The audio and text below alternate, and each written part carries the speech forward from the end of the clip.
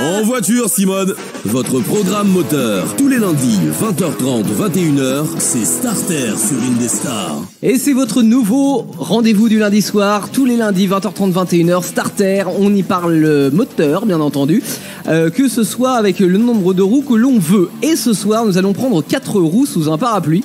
Parce que nous allons parler de la 2 chevaux. La 2 chevaux, c'est l'une des voitures françaises les plus produites, les plus vendues depuis l'après-guerre, hein, je crois numéro 8. Et c'est actuellement le modèle le plus recherché en occasion. Et le plus cher. Et alors, pas le plus cher. Hein, c'est peut-être la 4L qui passe devant, non? En termes de prix, tu veux dire? Non, en termes de prix, elle est largement derrière la 4L. Mais c'est vrai que la 2 chevaux, elle est très chère pour ce que c'est. Parce que, voilà, je parlais de 4 roues sous un parapluie, c'est exactement ça le concept qui a été demandé en 1937. En fait, à l'époque, il y a Michelin qui rachète Citroën. Et puis qui se dit, voilà, faut produire des voitures, faut que tout le monde ait une voiture parce que les paysans, les médecins, ils ont pas de voiture. Et plus on vendra d'automobiles, bah, plus on fabriquera de roues, donc plus on sera riche. Voilà, c'est un petit peu l'idée. Donc, ils veulent juste 4 sièges, 4 places, 50 kg de bagages, 2 chevaux fiscaux. Et ils vont sortir la 2 chevaux qui vont quasiment sortir 2 ans plus tard, en 1939. Sauf que qu'est-ce qui se passe en 1939? Eh ben, c'est le début de la Première Guerre mondiale. Non, la seconde, pardon. Très calé en histoire. La seconde. Non, pardon, j'ai une grosse erreur. Ouais, la Seconde Guerre mondiale. Effectivement. Alors justement, pendant cette Deuxième Guerre mondiale, ils sont obligés de stopper le projet. Alors ils stoppent et en plus ils démontent les prototypes qu'ils avaient validés. Ils les démontent en pièces détachées pour les cacher aux Allemands. Donc ils les dispatchent un petit peu dans toutes les granges de France et de Navarre, comme on disait à l'époque. Et pour la remonter en fait à la fin de la guerre en 1945. Alors sachant que pendant cette période de guerre, il y a eu des Allemands qui ont tenté quand même de soudoyer des informations parce que eux ils concevaient la coccinelle de leur côté, la voiture du peuple, hein, littéralement en allemand. Sauf que aucune information n'a été dévoilée. Donc quelques années plus tard, à la fin de la guerre, on remet un petit peu au goût du jour les techniques parce que c'était quasiment, voilà, il y avait vraiment rien. Donc on va rajouter un essuie-glace, tu vois, quelque chose comme ça. Il y avait qu'un phare sur le projet de départ. Il y avait qu'un phare. Il y avait vraiment qu'un phare. Et donc en 1900, j'y suis, attendez, je dois trouver ça. En quelle année c'est présenté au salon de... 1948. 1948, voilà. C'est présenté donc au salon de Paris, en grande pompe. Et là, forte réaction. Il y a les professionnels qui la trouvent moche. En gros, et par contre, tous les agriculteurs, les commerçants, etc., qui ont un petit budget, la trouvent géniale parce que cette voiture, ça va être plutôt une voiture abordable pour l'époque. Ça va être la voiture la moins chère du marché. Sauf que pour en avoir une, là c'est un petit peu compliqué parce que on rappelle, après la Seconde Guerre mondiale, il y a Renault qui est devenu Régie Nationale parce que Louis Renault il a pas fait que des choses bien. Non. Ah non, attention. Renault Régie Nationale, donc affecté à l'État. Donc en fait toutes les pièces qui sont disponibles, ils vont chez Renault. D'accord. Et Citroën, fabricant indépendant de voitures françaises, donc lui il a les restes. Ce qui fait que il y aura que 4 2 chevaux produites par jour pendant plusieurs années parce qu'ils n'auront pas suffisamment de pièces après la guerre. On rappelle, c'est un petit peu la récession.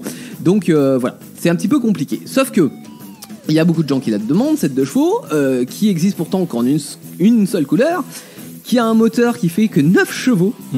Essayez d'imaginer aujourd'hui ce que ça fait 9 chevaux. C'est-à-dire que 50 km/h. Ça fait. Alors normalement, dans le cahier des charges, ça doit aller à 60 km/h. 60, ouais. Et il y a autre chose qui est marrant dans le cahier des charges. Ouais, je peux t'interrompre. Vas-y. Ça m'avait fait beaucoup rigoler. D'ailleurs, ils avaient mis un panier avec des œufs et il fallait pas que ça tombe. Exact. Alors, fallait pas que ça se casse. Oui, voilà, fallait pas que ça se casse. Tu devais traverser un champ labouré avec ton panier d'œufs à l'arrière et ça ne devait pas se casser. Et ça, c'était vraiment littéralement dans le cahier des charges. Et tenue respectée. Boîte 3 vitesses, pas de serrure de porte. Tu pouvais ouvrir ta porte et puis il y avait juste un antivol type vélo ou mobilette comme la tienne, Antoine. Moi, c'est une moto. Non, c'est pas une moto parce que c'est 50 cm3. Quoi. Oui, mais c'est parti comme un bon, d'accord. Mobilette, si tu veux, il y a les deux dans la mobilette. Oui, mobilette, c'est une marque en plus, c'est vrai. Et du coup, cette voiture-là est aussi très stable. Genre, tu peux pas la retourner. Ah oui, alors elle a des suspensions en fait. Ça va avec le côté, on peut traverser le champ d'œuf, mais elle a des suspensions qui sont assez révolutionnaires. Alors t'as très mal au cœur, tu t'es malade en voiture quand t'es en roule d'un 2 chevaux. Je sais pas si t'es sensible, Jolan, en voiture. Non, sauf en montagne. Ah oui, en montagne. Et toi, Antoine? Moi, oui, ça m'osque avec un ami qui roule très très vite. Je ne citerai pas le nom. Ouais. Donc et qui croise ses virages comme un tarbé. Ouais. Moi, depuis, j'ai peur. Et ben là, en 2 chevaux, même sans prendre Et des malade. virages comme des charbons tarbés, parce que tu peux pas. On est d'accord, c'est à 60 km/h. Mais même sans ça, ouais, tu peux vite être malade. Et il n'y avait pas de. C'était une direction semi-assistée, je crois, non, sur la 2 chevaux. Semi-assisté, oula, t'es gentil toi. Non, c'était pas du tout assisté. Ah, c'était pas assisté. C'était une direction insistée. Comme ta 205. Comme la Voilà, 205, voilà. effectivement. Donc elle sort en 48. En 51, il y a la fourgonnette qui sort, qui deviendra l'AK. Alors l'AK 350, l'AK 400. J'en ai Après, jamais vu selon des la. fourgonnettes comme ça. T'en as déjà vu, ouais, c'est sympa. J'en ai jamais vu. Ah, t'en as jamais vu? Non. C'est vrai? Je vois pas trop comment ça ressemble. Je te montre. Ouais. C'est un sac à dos à l'arrière, quoi. D'accord. En 54, on évolue à 12 chevaux. Pour 70 km/h de pointe, attention. Et il y a un embrayage centrifuge qui sort sur la berline qui te permet de plus avoir la pédale d'embrayage. Ce qui est plutôt pratique, mais qui est pas totalement abouti parce qu'il y a plus de frein moteur en fait en montagne. Donc c'est bien pour la ville, mais en montagne c'est pas terrible. C'est pour ça qu'ils la mettent pas sur la fourgonnette. En 57, il y a une malle à l'arrière parce qu'avant, c'est vrai qu'il y avait la capote qui descendait jusqu'en bas du coffre et c'était pas très pratique. Pour charger, on était obligé d'enrouler la capote comme une. Et ils se sont dit que tente. c'était pas, je veux dire, pratique. Bah voilà, donc ils mettent une malle. 58, c'est la Sahara qui sort. Est-ce que vous l'avez déjà vu la Sahara? Je vois quoi ça? J'ai vu une photo. Ouais, Je t'ai montré une photo et franchement, je la trouve propre. Elle est sympa. Bon, elle est hors de prix maintenant en collection, mais elle a un moteur à l'avant, un moteur à l'arrière. Bah, c'est ça qui la distingue vraiment, 2 moteurs séparément. En 63, on passe à 18 chevaux. Alors, faut remettre dans le contexte de l'époque. En 63, il y a la 4L qui est sortie en 61, qui est sa concurrente directe et qui se vend super bien parce qu'il y a les pièces pour. Donc, la 4L, elle fait 26 chevaux à l'époque. Donc voilà, ils se sont dit avec 12 chevaux, on est un petit peu léger, on va passer à 18 chevaux, histoire de la concurrencer. En 64, il y a 2 versions qui sortent. Il y a la 2 chevaux 4 avec un moteur qui fait 24 chevaux, on augmente encore. Et il y a la 2 chevaux 6 avec un moteur de 29 chevaux. Attention. En 75, il y a la 2 chevaux 6 qui va s'appeler la 2 chevaux Club. On la reconnaît avec ses phares carrés. Ouais. Et puis l'autre, la spéciale, qui est la version d'entrée de gamme. En gros, on lui a tout enlevé. Et c'est la version spéciale. Et puis en 76, il y a un événement, c'est qu'on sort la première série spéciale qui va s'appeler la Spot. C'est la seule, je crois, non? Il me semble. Alors c'est la seule pour l'époque. Ouais. Parce qu'après, il y en a plein d'autres qui suivent. Oui, voilà, pour l'époque. Il y a la Dolly, il y a la France 3, la Cocorico, puis la Charleston qui finira sa carrière. Mais en tous les cas, ouais, c'est un peu de nouveauté en France de sortir une série spéciale en un nombre limité d'exemplaires. Donc voilà. Et puis après arrivent les années 80 et puis la Dodge elle commence à avoir un sacré paquet d'années. Donc là ils s'en vendent toujours, mais beaucoup moins, faut avouer. Bon, elle est dépassée en termes de sécurité, en termes de puissance. Il n'y avait pas de ceinture à l'époque, je crois. En plus. Alors ils ont mis des ceintures au fur et à mesure, ils l'ont adapté, ils ont mis des ceintures sur les dernières. Mais bon, clairement, tu te prends un choc avec une 2 chevaux, vaut mieux s'envoler avant le choc. C'est le mode de conserve, quoi. Ça fait. Ouais, oui, voilà, clairement, les Euro NCAP et compagnie, c'est pas encore sorti loin de là. Hein. Il n'y avait pas d'airbag en plus à l'époque, je crois, dessus. Pas du tout. Ah bah non, mais en fait, l'airbag, c'est si tu mettais tu prenais un ballon gonflable avec toi. C'était la seule possibilité. Et on arrête de la produire en 88 en France et la production se poursuit au Portugal jusqu'au 27 juillet 90. Tu sais la raison pourquoi ils arrêtent de la produire en France? Alors il y a plein de raisons, mais il y a cette histoire que de toute façon elle est complètement dépassée. Il y a aussi l'histoire du comment on appelle ça, du catalyseur à l'époque. On devait équiper toutes les voitures de catalyseur et pour ce faire il fallait quand même changer pas mal de choses dans la voiture, donc réinvestir dans le projet. Et c'est pas forcément trop cher, le projet. Par rapport au nombre d'exemplaires vendus à la fin, c'était pas nécessaire. Et puis le dernier point, c'est la production en fait. Toutes ces voitures étaient assemblées à la main, donc finalement dans les années 80 c'était plus rentable de produire des 2 chevaux. En tout il y en a eu quand même 5 100 000 exemplaires. C'est énorme, donc je disais c'est la 8e voiture française la plus produite, la première étant la Peugeot 206. Voilà, qui s'est vendu à 10 millions d'exemplaires. Donc en tout cas bravo à la 2 chevaux qui aurait pu être encore plus produit s'il y avait eu les éléments de carrosserie nécessaires dès le départ, quoi. Voilà, grand succès en tous les cas et qui a permis l'accession à l'automobile à pas mal de personnes. Je sais pas si tu l'as précisé ou tu l'as peut-être déjà dit, mais en 1948 c'est pendant le salon, elle a été très critiquée par la presse parce qu'ils voulaient pas montrer le moteur. Oui, en plus ils avaient fermé effectivement le capot moteur. Ils avaient dit, vous verrez pas ce qu'il y a tout. Parce que c'est un tout petit moteur du coup. Du coup ils ont été très critiqués là-dessus. Ouais. C'est l'un des points critiques. Après, je te dis, il y avait aussi, il a trouvé moche à l'époque. Alors moi, je le trouve pas spécialement moche. Avec une couleur, parce que comme il y avait une couleur grise, je crois. Et puis c'était le gris qui était utilisé pour les chars français. De toute façon, il y avait que ça en France. Attachez vos ceintures. Contact Starter sur Indestar. Alors, on espère que vous passez une bonne soirée. Lundi soir, c'est le début de semaine et désormais le début de semaine, vous le passez avec nous. Jolan, Antoine et Théo pour Starter, votre nouveau programme moteur. On y parle de voitures anciennes avec à l'instant la 2 chevaux, mais on y parle parle également de choses beaucoup plus récentes, tout ce qui fait l'actualité moteur, c'est maintenant. Starter, les brèves. Et on commence par toi, Jolan. Ouais, attends, je retrouve ma feuille. Bah, oui. Voilà. Donc, pour ma brève, on va parler de POG. Est-ce que tu connais POG? Ah bah oui, j'ai joué au POG quand j'étais gosse. Voilà. Donc c'est un jeu, une référence des années 90. Exactement. Voilà, un jeu de récréation. Ouais. Et c'est aussi le nom d'un influenceur qui fait des vidéos sur Internet. Ok, donc c'est un influenceur, on rappelle, c'est un mec qui a beaucoup d'abonnés. C'est un mec qui a une grosse communauté, je crois, c'est même sûr, il a 540 000 abonnés sur YouTube. Ah, c'est pas mal, ouais. C'est une grosse communauté qui le suit. Et en fait, les voitures de sport qu'il a, il en a fait un moyen de communication énorme, en fait. Tu vois ce que je veux dire ou pas? Vas-y, explicite. En fait, c'est-à-dire qu'il organise des rassemblements un peu sauvages, si tu veux, et puis il fout un peu le bordel dans toutes les villes où il passe. Et il est belge, ce monsieur. Voilà. Donc il fait ça en Belgique. Il fait ça en Belgique principalement. Il a fait d'ailleurs, il a réalisé le POG Tour dont il a pris l'idée, le Gumball 3000. Tu sais, c'est un rallye. Ils partent d'un tel point à un point B, voilà. Ok. Ils partent, je crois que le départ, si je dis pas de bêtises, c'est en Angleterre et c'est que des millionnaires qui participent, donc il y a des super voitures et tout. Donc des Bugatti à la voiture. Et du ça, c'est futur, pas ces exemple. voitures, hein, c'est des voitures qui participent. Mais c'est des voitures de gens qui participent. Ouais. Et okay. L'entrée coûte super cher, apparemment. Je vais pas on fait dire comment le prix. pour participer à ce rallye? Eh ben on fait comment? On va sur son site internet pogtour.fr. Ouais. Et voilà. si j'y vais en 4L, j'ai le droit? Non. Ah non. À moins que tu payes, je sais pas s'il faut payer quelque chose, je sais pas trop. C'est pas précisé, mais il faut avoir une certaine catégorie de voitures. C'est ça, ouais.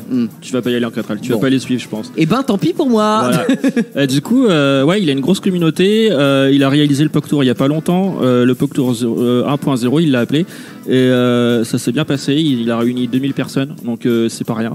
Donc peut-être que la prochaine édition, enfin l'idée c'est que ça continue. Puis voilà, c'est ça. Et dans ce passage-là, il a été à Mulhouse. Ouais. Et il a été dans un musée automobile. Il a exposé ses voitures, les McLaren, Audi, Lamborghini, donc la 4L, je suis pas sûr qu'à suivre. Et du coup, ça dépend, ça allait être tracté par une Lamborghini. Ils ont accueilli plus de 5000 personnes. Okay. Voilà, donc ils ont battu le record au musée, donc voilà, un gros événement pour la ville. Ça marche bien, donc espérons que ça se poursuive. Hein. Voilà. Et un événement très intéressant à regarder pour les fans de voitures. Antoine, on va enlever 2 roues à ta brève. Ouais. C'est là, je parle de motard. Vas-y. Parce que moi, étant un petit motard. Ouais, de 50 cm3, on rappelle. Donc, moi, je vais parler de l'airbag, de la veste airbag. La veste airbag, d'accord, ok. Alors, dis-nous-en un petit peu plus. Oui, donc c'est une veste qui se déploie en cas de choc. Ouais. Grâce à une cartouche de CO2. Ok, donc en fait, ça fait le principe même d'un airbag que tu as pour voiture, sauf que là, c'est pour moto. Voilà, donc c'est une veste qui protège. C'est génial, ça. Qui protège la colonne vertébrale, qui est important pour le thorax, les côtes et les hanches. D'accord. Et quand elle se déploie des cervicales au coccyx. Ok, donc ça te protège en fait l'ensemble du corps, voilà. Et ça coûte combien? Ça coûte environ 500 €. 500 € pour la sécurité. Premier prix, j'imagine. Ouais. Oui, enfin les prix moyens. Non, le prix moyen, ouais. Alors comme ça peut paraître cher, mais en même temps, c'est le prix de ta vie, quoi. Ouais, le premier prix, il a 100 €, mais par contre, t'as pas les manches. Ouais. On protège, il tresse un bras, mais. Merde, il y a mon bras dans le fossé. C'est une super idée. On peut acheter ça où? Un peu partout? Ouais, un peu sur n'importe quel site. D'accord. Et bravo. Belle innovation technique. Ouais. Alors moi, je vais vous parler d'une loi qui est passée, vous l'avez peut-être suivi, fin juillet, l'abaissement de l'âge de l'obtention du permis de conduire à 17 ans. C'est passé le 22 juillet, très exactement. Alors c'est uniquement pour ceux qui font la conduite accompagnée. Et le but, c'est, selon le gouvernement, c'est de favoriser cette méthode qui serait globalement moins coûteuse que de payer le permis plein pot, sachant que la moyenne du prix du permis de conduire aujourd'hui, c'est 1 800 €.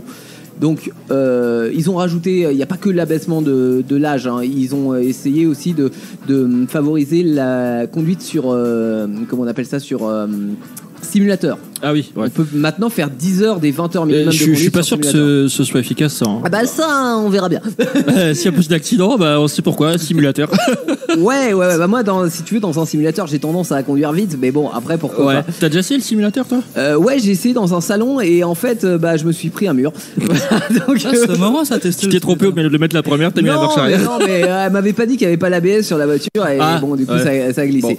Bon. Petite info supplémentaire concernant donc cette cet âge limite âge minimum pour passer son permis de conduire, c'est si vous le passez donc en faisant la conduite accompagnée, il faudra quand même attendre vos 18 ans pour conduire seul votre mais voiture. au moins tu auras l'examen et le code de près quoi. Exactement, ça peut être pas mal, ça évite que ça passe la même année que le ça doit bac, être frustrant, t'imagines, t'as ton examen, t'as ton permis et t'as la voiture qui est garée sur le parking, tu peux pas la bouger. Il reste le siège éjectable. Okay. Voilà. C'est la seule possibilité. Okay. Starter, le garage. Et le garage pour terminer ce petit starter du lundi soir, on parle d'une occasion qui nous ferait plaisir d'avoir, que j'aimerais bien avoir. Ferait plaisir d'avoir. Et oui, là particulièrement Jolan, petit cabriolet pour terminer l'été. On parle de la Mazda MX-5. Alors c'est un petit cabriolet cool. Ouais, cool. Franchement, t'as la classe avec ça. Voiture de branleur. Hein. Désolé pour ceux qui en ont, mais c'est vraiment Jolan se considère lui-même comme un branleur. Mais t'as raison. C'est vrai que pour amener la famille en vacances avec la caravane, c'est pas top. Ouais, il y a que de place dans ce voiture. Il y a que de place, bien sûr. Un petit roadster sympa, un petit cabriolet qui va fêter ses 30 ans cette année. Ouais, déjà. Alors, on peut faire la distinction parce qu'il y a eu plusieurs générations. Hein. Il y en a eu 4 très exactement. Donc la première, c'était un vrai petit kart. Ouais. Par contre, il fallait savoir conduire parce que derrière, c'était une propulsion et ça chassait du cul. Ouais. Ils sont toutes propulsions, mais c'est vrai qu'ils sont toutes, mais c'est. Après, en fait, ils sont assagis à la deuxième et puis à partir de la troisième, il a commencé à avoir des aides électroniques. Donc, qui dit aide électronique dit problème électronique, mais dit aussi plus rassurante à la confort. Conduite. Parce que dès l'instant que tu commences à glisser, t'as l'ESP, t'as l'ABS, et tu savais on se remet droit. On te remet dans le droit chemin. Voilà. Qu'est-ce qu'on peut dire sur cette voiture déjà, c'est une voiture très fiable. Ouais, déjà, et puis les prix sont variables. Ouais, les prix sont variables. C'est vrai, c'est pas selon les années. C'est pas hors de prix, c'est très fiable, etc. Donc on peut compter dessus sur l'avenir. Bon, après, voilà, c'est un petit prix quand même parce que c'est un petit cabriolet plaisir. Donc voilà, ça vaut son pesant de cacahuètes. Mais ce pesant de quoi? Son pesant de cacahuètes. Tu connais pas cette expression? Non, je connaissais pas. Il y a que toi qui sors des trucs comme ça. Bah ouais, je sais, c'est l'âge. Des trucs de vieux. Exactement. Voilà. On vous a sélectionné 3 occasions. On commence par toi, Jolan. Ouais. Alors, je vais commencer par le numéro de l'annonce déjà. 1667, numéro de l'annonce. Donc, si vous l'avez trouvé sur quel site? Sur Le Bon Coin. Voilà. Toutes sur Le Bon Coin. Donc, si vous allez checker, elles sont toujours disponibles. C'est dans le centre Val-de-Loire. Donc, c'est dans le 37. Voilà, d'accord. Je précise. Okay. Du coup, description de la voiture. Je vends mon cabriolet Mazda MX-5, fin année modèle 98, moteur 1,6 litre. Il dit qu'elle est un peu nerveuse, 110 chevaux. Ouais, ça commence à pousser un peu, 110 chevaux. Ouais. Et c'est léger. Il dit que les plaquettes ont été faites il y a 3 ans, les disques aussi, l'embrayage, ça fait 2 ans qu'il l'a refait, la distribution également. Bien entretenue, il n'y a rien à faire. Elle est bien entretenue, elle a 1000 km au compteur. Combien Attends.